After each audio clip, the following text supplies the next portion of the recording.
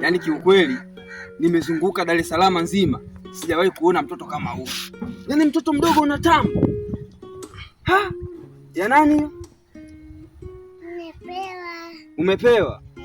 Sasa wewe una mtu anakuamini anakupa tambo kama hili unakana hii dunia hii.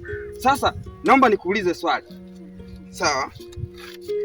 Hii inaitwaje hii? Hela. Inaitwa hela hii. Ukinijibu maswali yangu nakupa hii hela. Sawa eh? Sawa.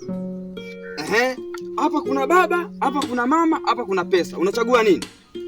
Pesa. Unachagua hela?